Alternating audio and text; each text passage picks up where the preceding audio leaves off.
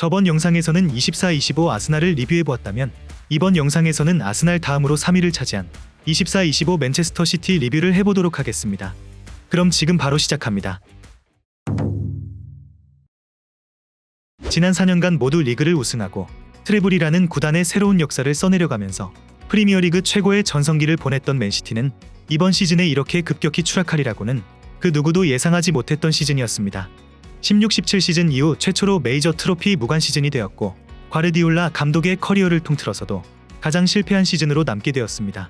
본머스전부터 이어지는 부진으로 리그 우승이 사실상 진작에 물 건너간 것은 물론 레알에게 압도당하며 챔스에서는 16강도 못 가고 광탈했고 FA컵에서는 결승에서 팰리스에게 1-0으로 충격패를 당하는 등 여러모로 치욕적인 시즌을 보냈습니다. 특히나 카라바오컵 16강 토트넘전부터 18라운드 에버튼전까지 13경기 1승 3무 9패라는 기록은 맨시티를 넘어 빅6 중에서도 상당히 치욕적인 기록이었습니다. 시즌 초반 수많은 팬들이 맨시티의 여유로운 리그 우승을 예상한 것과는 달리 갑자기 시즌 중반부터 리그 중하위권 수준의 끔찍한 경기력을 선보이며 과르디올라는 물론 모든 축구 팬들을 경악에 빠지게 했죠. 맨시티의 차기 시즌은 클롭이 떠나고도 그의 유산을 바탕으로 곧바로 리그 우승에 성공한 현재 슬롯의 리버풀의 전철을 밟을지 아니면 퍼거슨 은퇴 이후 그가 쌓아온 유산을 날려버리고 10년 넘게 장기 부진에 빠진 맨유의 전철을 밟을지는 이번에 영입한 선수들과 다가오는 2025년 여름 리빌딩의 성과에 맨시티의 모든 것이 달렸다고 볼 수 있겠습니다.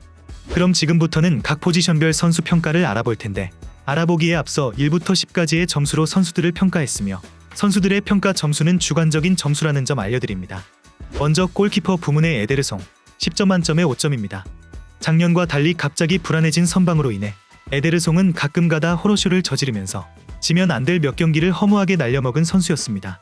이렇듯 선방이 너무 불안해지자 잠시 주전 골키퍼 자리를 넘겨주게 되었는데 이후 패배 편애로 인해 다시금 주전으로 기용되었지만 가끔가다 호러쇼를 저지르는 것은 여전했죠. 최근에 에데르송이 시즌 내내 부상을 안고 경기를 뛰고 있었다고 펩이 언급하면서 부진의 이유가 드러나게 되었는데 현재 보드진의 방침은 부상이 많은 노장이 아무리 핵심 선수라고 하더라도 내보내는 기조이기 때문에 다음 시즌 그의 입지는 매우 불안하다고 볼 수 있겠습니다. 다음 골키퍼 부문의 슈테판 오르테가 10점 만점에 4점입니다. 폼이 나락을 가버린 에데르송을 대신해서 이번 시즌 주전으로 자주 출전했던 오르테가는 에데르송보다 더 나은 선방과 안정성을 보여주며 그나마 1인분은 하는 모습을 보여주었습니다. 물론 맨시티에서 주전을 먹을 만큼 실력이 좋은 것이 아니라 맨시티 이상으로 강한 전력의 팀에서는 몇 골씩 먹히면서 패배하는 만큼 비판이 있을 순 있죠. 하지만 아스날과 FA컵 32강에서 모두 호러쇼를 펼쳤기 때문에 오르테가의 평가는 급격히 나빠지게 되었습니다. 다음 수비수 부문의 카일 워커 10점 만점에 2점입니다. 노쇠화로 인해 맨시티 스쿼드 내에서 워커는 최악의 선수로 전락하며 공수 양면에서 더 이상 PL에서 뛸 수 없다는 사실상의 시한부 내지는 사형 선고를 받은 시즌이었습니다. 원래부터 패스나 공격 기여는 떨어지면서 나빠질 것도 없다고 봐도 되지만 수비에서 모든 경기에서 상대 마킹을 놓치고 오프사이드 라인 컨트롤도 못하는 심각한 모습만을 보여주었죠. 다음 수비수 부문의 후뱅 디아스 10점 만점에 8점입니다. 수비진을 통틀어 유일하게 폼을 유지하고 있는 선수로 물론 중간에 부상으로 이탈하는 기간도 있었지만 복귀하자마자 혼자 힘으로 어느 정도 수비를 정상화시키는 모습을 보여주었죠. 유일하게 그의 문제를 꼽으면 부상으로 인해 팀 수비진을 약화시킨다는 점으로 물론 출전할 때마다 경기력이 좋았던 덕에 그를 그리워만 했지 비난하는 여론은 거의 없었죠. 그만큼 맨시티의 수비에 있어 디아스의 존재는 너무나도 크며 다행히도 부상에서 돌아와서 안정적인 모습을 보이면서 그를 향한 비판 여론은 금방 사그라들었고 다음 시즌도 수비의 핵심다운 모습을 보일 것으로 예상됩니다. 다음 수비수 부문의 존 스톤스 10점 만점에 4점입니다. 아스날전과 올버햄튼전 극장골을 넣으며 팀을 2번이나 구해내는 모습으로 맨시티 팬들을 열광에 빠뜨렸었지만 몇 경기 잘하다가 평소처럼 또 잔부상에 시달리면서 스톤스는 비판을 피할 수 없었던 시즌이었습니다. 출전할 때만큼은 좋은 모습을 보이지만 5억에 가까운 고주급자에다가 심각한 유리몸 기질로 리빌딩 과정에서 방출 여론이 많은 상황이죠. 그래서 이번에 맨시티가 영입한 후사노프와 헤이스가 어떤 활약을 보이느냐에 따라 향후 스톤스의 입지가 결정될 것으로 보입니다. 다음 수비수 부문의 네이선 아케 10점 만점에 3점입니다.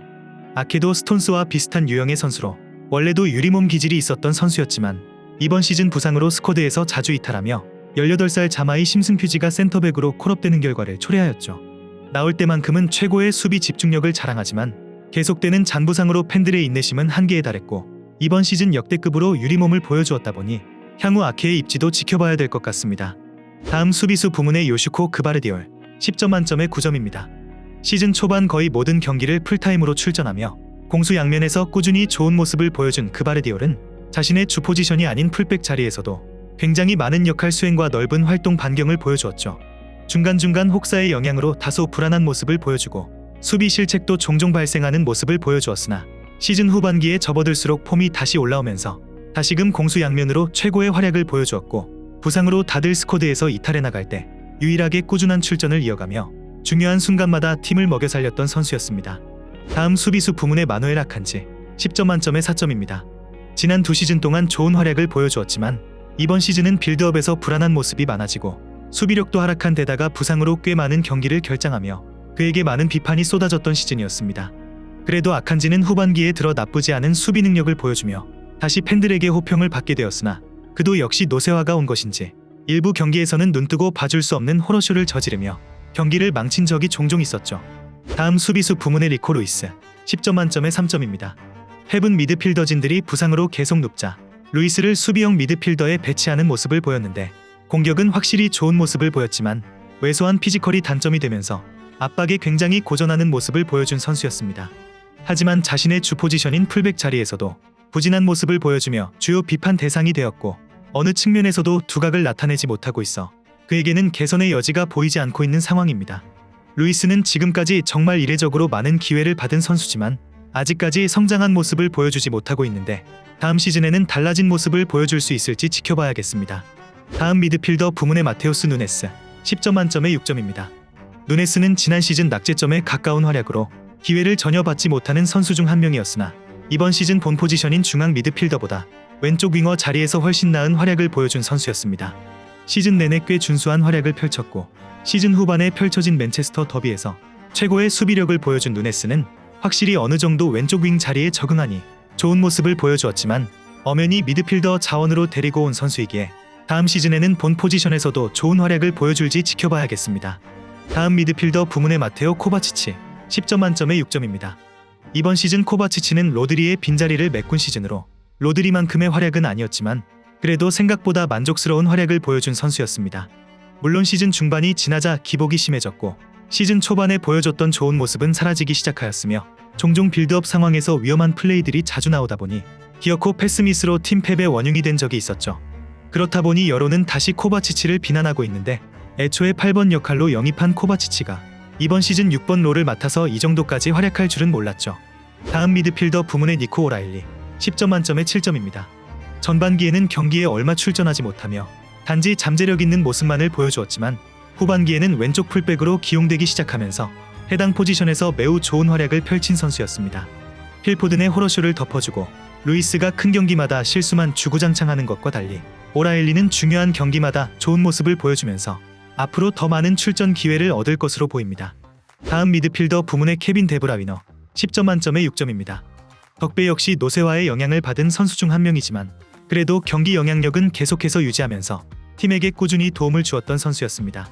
다만 이번 시즌 그에게 아쉬웠던 점은 전성기에 비해 패스 정확도가 떨어졌고 여전히 탁월한 시야와 축구 지능을 보였으나 몸이 따라가지 못하는 안타까운 장면이 가끔씩 나타났죠.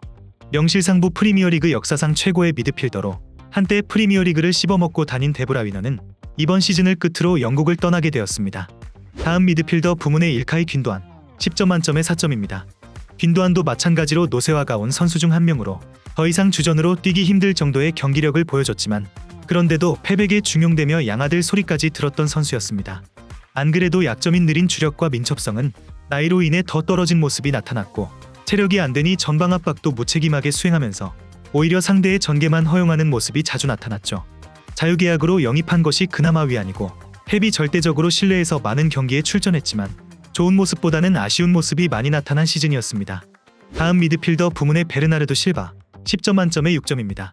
베실바는 이번 시즌 본격적으로 하락세가 나타났는데 장점이었던 특유의 탈압박과 볼 컨트롤 능력이 떨어졌고 중원에서 무색무취의 플레이만 보여준 선수였습니다. 다른 핵심 미드필더 선수들이 부상으로 이탈하면서 본인만이 남게 된 이번 시즌에 베실바는 독자적으로 아무런 활약을 하지 못했으나 여전히 그의 장점인 많은 활동량을 보여주었고 유일하게 다치지 않고 꾸준히 경기에 출전을 하면서 많은 고생을 했던 선수 중 한 명이었습니다. 다음 미드필더 부문의 제임스 맥카티 10점 만점에 5점입니다.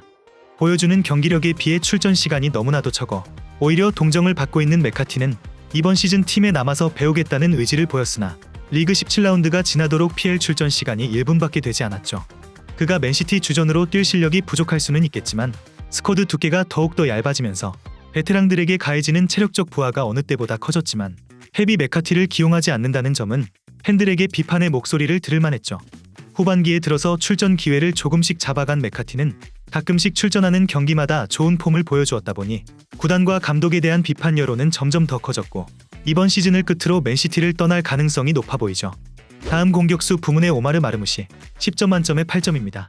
전반기가 끝나고 겨울에 맨시티로 합류한 마르무시는 후반기 맨시티가 체면치레라도 하는데 가장 크게 공헌했던 선수였습니다. 스쿼드 전반이 대부분 맛이 간 상황에서도 말 그대로 혼자 압도적인 공격 기여도를 보여주었죠. 맨시티에서도 포텐을 완벽히 터뜨리며 유럽 최고의 공격수 중 하나로 거듭난 마르무시는 다음 시즌 맨시티에서의 풀시즌 활약상이 더욱 기대되고 있습니다. 다음 공격수 부문의 엘링 홀란드 10점 만점에 8점입니다. 홀란드는 다른 선수들에 비하면 비판할 요소가 적은데 현재 혹사를 로드리 시즌2라고 봐도 될 정도이기에 인게임 내에서 적극적인 움직임을 가져가지 않는 모습을 보여준다는 면에서 어느 정도 비판을 받을 요소가 있겠지만 애초에 로테이션 자원이 없어서 전 경기를 소화해 지구력 저하 문제가 있다는 것을 고려하면 심하게 비판받기는 그에게 매우 불합리하죠. 또한 시즌 초반 그의 좋은 폼을 바탕으로 많은 득점을 적립해 승리를 챙긴 것을 고려하면 무조건적으로 홀란드를 비판하는 것은 가혹하며 1호를 기점으로 재계약과 함께 득점력도 다시 올라오는 모습을 보여주었고 특히 연계 능력도 어느 정도 성장한 시즌이었습니다. 다음 공격수 부문의 잭 그릴리시 10점 만점에 2점입니다.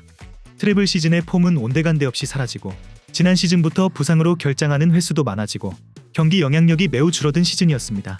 특히 1600억이라는 이적료에 비해 그릴리시는 스탯 생산력이 너무 부족하고 부진할 경우엔 차라리 없는 것이 더 나을 정도죠.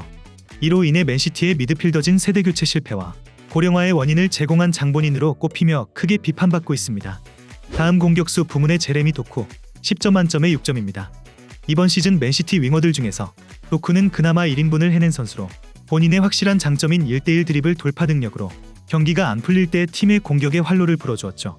하지만 부진하는 경기에서는 턴오버를 남발하거나 템포를 잡아먹는 모습을 보여주었고 또한 다른 선수들과 마찬가지로 저조한 스탯 생산력으로 팬들에게 비판을 받기도 하였죠. 그래도 사실상 스쿼드 내에서 템백을 뚫고 혼자 힘으로 유의미한 찬스를 만들어낼 수 있는 유일한 선수이기에 다음 시즌에는 기복을 줄일 수 있을지 지켜봐야겠습니다. 다음 공격수 부문의 사비뉴 10점 만점에 5점입니다. 팬들은 마레즈의 후계자다운 모습을 보여주길 기대했지만 기대치에 비해 다소 아쉬운 활약을 보여준 선수였습니다. 가끔씩 번뜩이는 플레이를 보여주곤 하지만 턴오버가 많고 기복이 심하며 공격 포인트 생산력이 너무 부족하죠. 그래도 후반기에 들어서 여전히 결정력은 아쉽지만 공수에서 성실한 모습을 보여주고 영리한 움직임을 보여주었다 보니 다음 시즌을 기대하게 만든 선수였습니다. 마지막 공격수 부문의 필 포든 10점 만점에 4점입니다. 포든은 지난 시즌 워낙 뛰어난 활약을 보여주었다 보니 이번 시즌 개막 전부터 많은 기대를 받았으나 기대치에 비해 가장 실망스러운 모습을 보여준 선수였습니다. 지난 시즌 PFA 올해의 선수상을 받았던 것이 무색하게 유로에서의 부진이 리그까지 이어지면서 이번 시즌 최악의 시즌을 겪고 말았습니다. 경기 외적인 멘탈 문제가 있는 게 아닌지 의문이 들기도 했고 이후 질병으로 경기들을 결장하며 폼을 떠나 컨디션 자체가 아예 답이 없는 수준임이 드러났었죠. 그나마 질병이 나은 새해를 기점으로 꾸준히 공격 포인트를 쌓으며 반등하는 데 성공했지만 시즌 초반에 너무 심하게 부진한 바람에 다음 시즌에는 진정한 부활에 성공할 수 있을지 지켜봐야겠습니다. 이렇게 지금까지 24-25 맨체스터 시티 시즌 리뷰를 해보았는데 그동안 압도적인 모습을 보여주었던 패배 맨시티는 이번 시즌 가장 치욕적인 시즌을 보냈다고 과언이 아닌데 다음 시즌에는 반등에 성공할 수 있을지 기대가 됩니다. 여러분들은 24-25 시즌 맨시티에 대해 어떻게 평가하시나요? 댓글로 많은 의견 남겨주시면 감사하겠습니다. 그럼 이번 영상은 여기서 마치며 지금까지 에띵이었습니다.